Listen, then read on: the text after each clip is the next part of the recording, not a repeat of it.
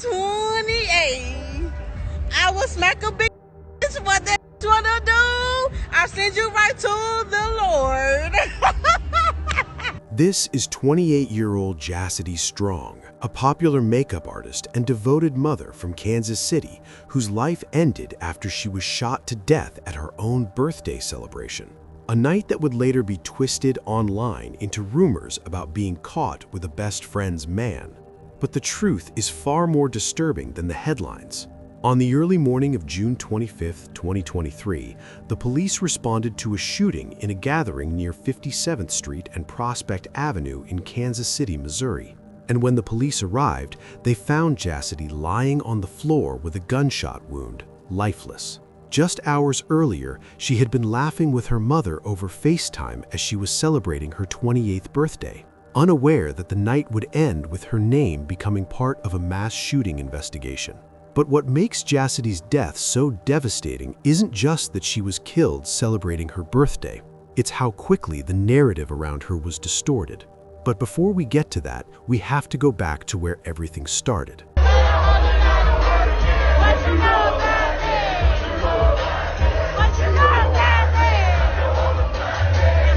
I'm very empty.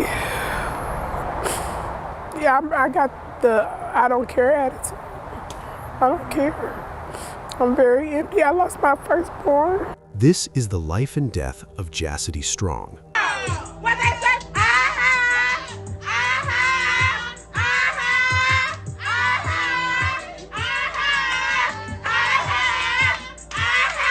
Jassidy Strong was born on June 25, 1995 in Kansas City, Missouri, a date that would always matter to her because she treated birthdays like markers of survival. Not just a reason to post or dress up or go out, but proof that she had made it through another year. And long before she became a mother, long before she built a career with her own hands, she grew up in a family story that started early and hard. As the eldest of 5 siblings, Jassidy naturally slid into the role of second mother, not because she was forced into it in a dramatic way, but because she was simply that kind of person.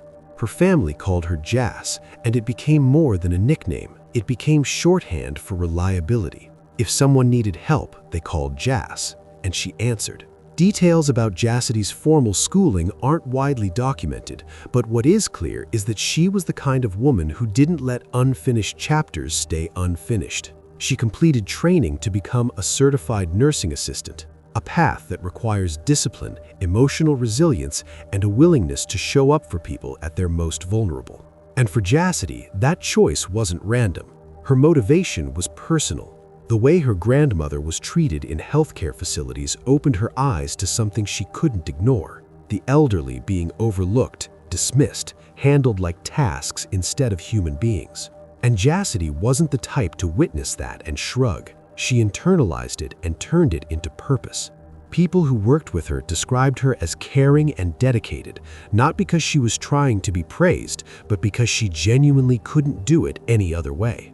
And even then, she wasn't done. The CNA certification was a step, one she planned to build on. She wanted to become a registered nurse. But what many people didn't know until they paid attention was that Jassidy wasn't only building a career in healthcare. She was building a name for herself in a completely different world too. Jassidy had taught herself makeup artistry, developing real skill that grew into recognition in Kansas City's beauty community.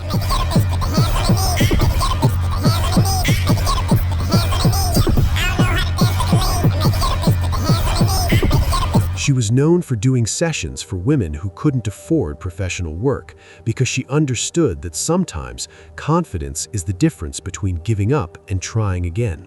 By the time she was 28, she wasn't drifting through life, she was planning. Friends and family knew she was serious about moving forward. And in the center of everything she was building were her children. Jassidy was a devoted mother of 2. Her daughter Kirsten was school-aged, and her son, often referred to as Junior, was still very young. Her schedule revolved around childcare arrangements, family support, and strict planning. And that brings us to the part of her life that was always complicated even when she tried to keep it private: relationships. The details of her children's fathers and those relationships weren't publicly laid out in the narrative you shared. But what was clear is that experience had taught her caution. Jassidy wasn't the kind of woman chasing attention. She spoke about companionship, but she made one thing clear. Her priorities came first. Any partner would have to respect her motherhood, her goals, her family obligations, and her boundaries. That kind of mindset doesn't come from cynicism. It comes from learning. It comes from someone who has had to protect her peace the hard way. And over time, Jassidy became more selective. She kept her circle tight. She leaned on close female friendships that provided support, childcare backup, and emotional encouragement. Within that circle, she often became the mediator, the one who calmed tensions, kept peace, helped people talk things out instead of letting problems explode. But even with that wisdom, even with that selectiveness, life still placed her in a world where other people's choices could reach her. And that's the part many people struggle to accept, because sometimes you can do everything right and still end up in the wrong place at the wrong time. And that wrong time happened on what was supposed to be a night of celebration for her birthday. It was on the early hours of June 25th, 2023, when everything changed. That night, she was celebrating her birthday at Perfect Touch Auto Detail near 57th Street and Prospect Avenue in Kansas City, Missouri. Cause this is my birthday, bitch. And I am 28. I will smack a bitch. What that wanna do? I'll send you right to the Lord. And at exactly 12 a.m. on June 25th, 2023, Jassidy Strong lifted a shot glass toward her phone screen and celebrated her birthday with her mother over FaceTime. She laughed, smiling as she talked about the year ahead. At 28 years old, she had reasons to feel hopeful. Her career was growing. Her children were thriving. She was actively building the stability she had worked years to achieve. But what she couldn't see at that moment was how quickly the night would change. And this is where the story begins to widen, because the danger that night was not connected to Jassidy's choices, her parenting, or her plans. It was connected to someone else entirely. Little did she know, the story was far from over. Elsewhere at the same gathering, Kevin Green was also present, arriving with a girlfriend. Jassidy did not have a personal relationship with him. She was not tied to him by family, romance, or conflict. She did not need to know him for his actions to affect her. All she needed to do was be in the same space. That reality is what makes this case so unsettling. The victims were not people who ignored warning signs or stayed in dangerous relationships. They were people who happened to be nearby when someone else chose violence. Still, for most of the night, nothing appeared out of place. But while the celebration continued, tensions were quietly forming nearby. And then, a single moment brought the night into sharp focus. At approximately 4:30 a.m., a brief interaction occurred near the entrance. A woman greeted someone with a hug. A comment followed, short, casual, and unremarkable by itself. The type of exchange that usually ends without consequence. This time, it didn't. Kevin Green reacted by stepping away from the group. For a moment, it appeared the situation had ended. Distance formed. No one followed him. Music continued. But instead of leaving, Green made a different decision. Minutes later, everything changed. At 4:33 a.m., Green returned to the same area holding a firearm. Without further exchange, he fired the first shot, striking the man involved in the earlier comment. The victim fell to the ground, wounded but alive. For several seconds, confusion followed. People froze. Others tried to move away, unsure of what had just happened. Then additional gunfire erupted. Another weapon was drawn, and return fire followed. What began as a single shooting escalated into a rapid exchange involving multiple firearms. Investigators later recovered more than 50 shell casings from the scene. Gunfire spread from inside the building into the parking lot. Music stopped abruptly. People ran for cover behind vehicles, walls, and nearby structures. Cars parked outside were struck by bullets as shots traveled in multiple directions. And during that chaos, people who had no involvement in the initial exchange were hit. Camden Brown, 29 years old, was shot in the parking lot while trying to escape. Nico Manning, 22 years old, collapsed outside the venue. He had been celebrating his own birthday that night, surrounded by family earlier in the evening. And Jassidy Strong, attempting to flee the area, was struck by gunfire. She collapsed in the street. The shooting lasted only minutes, but by the time it stopped, 3 people were dead and 6 others were injured. Emergency responders arrived to find a scene stretching across multiple areas, inside the building, across the parking lot, and into the surrounding street. Shell casings were scattered throughout the area. Vehicles were damaged. Survivors were being treated for gunshot wounds. As officers secured the scene, one fact became immediately clear. The shooter was no longer there. By the time officers secured the area around 57th Street and Prospect Avenue, investigators already understood that this was not a single victim shooting. More than 50 shell casings were recovered from the scene, spread across the interior of the building, the parking lot, and surrounding street areas. Ballistics analysis confirmed the presence of multiple firearms, indicating that once the initial shot was fired, additional gunfire followed in rapid succession. Detectives immediately focused on determining who fired first. That answer came from surveillance footage. Security cameras inside Perfect Touch Auto Detail captured the moments leading up to the shooting. The footage showed Kevin Green approaching the entrance area, engaging in a brief verbal exchange, and then walking away. Several minutes later, Green returned to the same area, armed with a firearm. The footage clearly showed Green firing the first shot. Detectives then began reconstructing the sequence of events using synchronized video footage, witness statements, and ballistic evidence. This reconstruction confirmed that Jassidy Strong, Camden Brown, and Nico Manning were not involved in the initial dispute and were struck during the broader exchange of gunfire that followed. While the crime scene was being processed, officers began identifying potential suspects. Multiple witnesses independently described the same individual, a man wearing a white shirt who had walked away from a confrontation and returned with a weapon. One of the surviving victims, who was wounded during the shooting, positively identified the shooter by name as Kevin Green. That identification matched the individual seen on surveillance footage. At that point, detectives turned their attention to Green's criminal history. Records showed a pattern of prior arrests involving illegal firearm possession, drug-related offenses, and repeated failures to appear in court.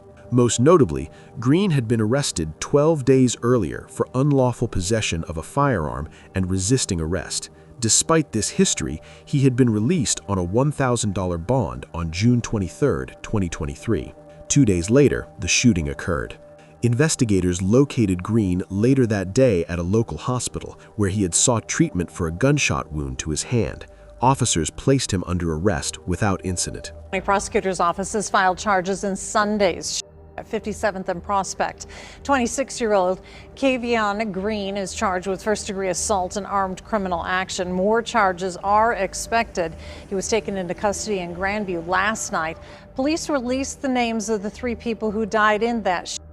Kansas City police say Jassidy Strong, Camden Brown, and Nico Manning were all killed. They were all in their 20s. 6 others turned up at hospitals. They're all expected to be okay. Detectives say they are confident there are many witnesses to these shootings. If you were in the area, call Crime Stoppers Tips Hotline 816-474-TIPS. During initial questioning, Green claimed he had been caught in crossfire and denied initiating the shooting. That claim was contradicted by multiple forms of evidence. Surveillance footage showed Green returning to the scene with a firearm and firing first. Witness statements aligned with the video. The timing of Green's injury matched the moment return fire occurred. His clothing and physical appearance matched the individual seen on camera. Based on the evidence, prosecutors determined that Green's actions initiated the violence that followed. Within 24 hours, Green was formally charged. As the investigation continued and medical examiner findings were finalized, prosecutors upgraded the charges to include multiple counts of murder, felony murder, and armed criminal action. Under Missouri law, Green was held legally responsible for all deaths that occurred as a direct result of the violent felony he initiated. But first tonight at 5, new charges have been filed in that mass shooting that killed 3 people and hurt 6 others in Kansas City, Missouri. 26-year-old Kevon Green is now charged with murder. The shooting happened around 4:40 Sunday morning. Police were called to the area of East 57th and Prospect. They found victims lying in the street and in nearby parking lots. 29-year-old Camden Brown, 28-year-old Jassidy Strong, and 22-year-old Nico Manning were all killed in that shooting. Kevon Green faces 3 counts of second-degree murder. He's also charged with 3 counts of armed criminal action. This defendant is being charged with all of the events of that evening, whether or not he fired the fatal shot or not. He is the individual that set off this chain event. Green will remain in custody. Charging documents indicate there were at least 3 shooters. The Jackson County prosecutor says additional charges are possible in the coming months. Meanwhile, KSHB 41 News reporter Abby Dodge visited the family of Jassidy Strong just hours after they learned about charges in the mass shooting that took her life. Abby shows us how the family's feeling about that swift arrest. A mother of 2 and life of the party, according to her family, 28-year-old Jassidy Strong died on her birthday along with 2 other victims. Her family never given the opportunity to celebrate with her. I'm very empty. Yeah, I got the I don't care attitude. I don't care. I'm very empty. I lost my firstborn. Jassidy's mom, Tamika Jenkins, says she wasn't expecting a call from prosecutors this morning. A part of me was happy. And then a part of me felt like it's not going to bring my daughter back. Did you think that a answer or an arrest would come this quickly? No, I didn't think I was going to get answers at all. I don't think I was going to get answers at all. Prosecutors announced this afternoon they charged 26-year-old Kevin Green with multiple counts of second-degree murder and armed criminal action. How do you feel knowing the person allegedly responsible for your daughter's death was let out on bond just a couple days before this happened? That man wasn't let out on bond for the charges he had. My daughter would still be here. The other victims will still be here. But they let him out, and now look. Tamika remains thankful to have answers in her daughter's case, but she said those answers don't make her heart any less hollow. As investigators closed the case file, attention turned beyond the shooter. Authorities examined the venue itself, noting that Perfect Touch Auto Detail was operating as an unlicensed after-hours club without security personnel, weapons screening, or emergency protocols.